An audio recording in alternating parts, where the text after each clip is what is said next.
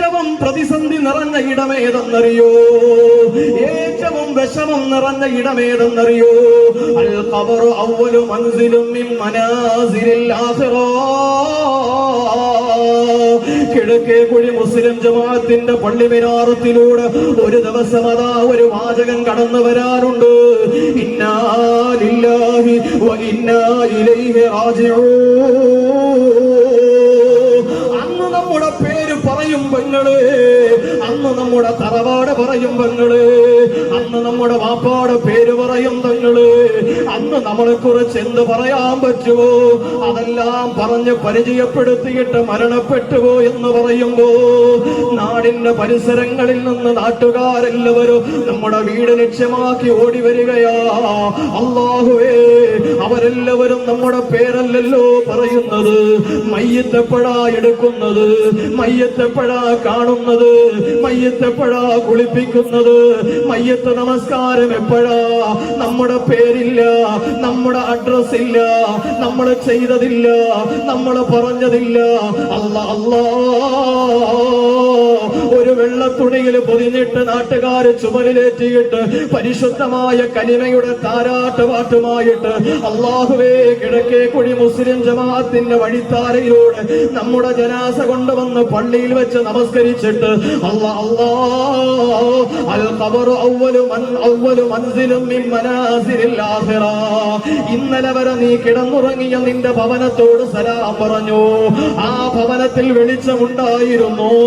നിനക്ക് വേദന വന്നാൽ ഓടി വരാൻ മക്കളുണ്ടായിരുന്നു.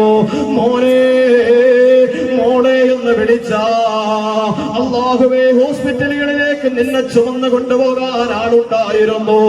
നിന്റെ കണ്ണൊന്ന് നിറഞ്ഞ ഉമ്മ എന്തിന് കരയുന്നു എന്ന് ചോദിക്കാൻ ആളുണ്ടായിരുന്നു.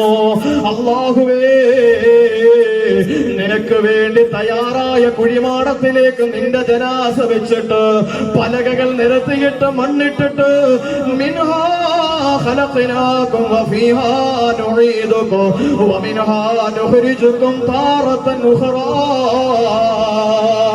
എല്ലാവരും പിടിമണ്ണ് വാരിയിട്ടിട്ട് സലാം പറഞ്ഞു പിരിയുമല്ലോ. ചിന്തിക്ക് പെങ്ങളെ, ഇത് ചരിത്രമല്ല പറയുന്നത്, നാളെ നടക്കാൻ പോകുന്ന അനുഭവ സാക്ഷ്യത്തെ കുറിച്ചാ പറയുന്നത്.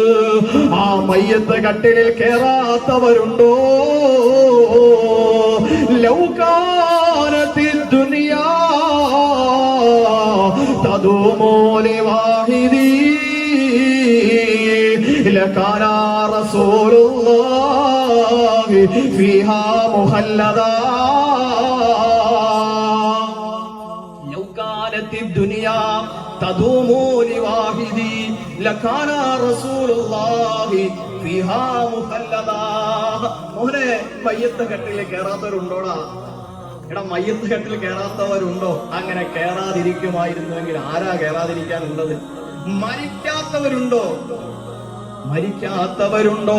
ആദം മുതൽ പല കാലവും കഴിഞ്ഞില്ലേ, അതിലത്ഭുതം ഇന്നോളവും നിനക്കില്ലേ? ആദം നബി എവിടെ? 1,24,000 വരുന്ന പ്രവാചകന്മാരെവിടെ? സ്വഹാബത്ത് എവിടെ? ഇന്നലകളിൽ ജീവിച്ചിരുന്ന മഹോന്നതരായ അള്ളാന്റെ ഔലിയാക്കൾ എവിടെ?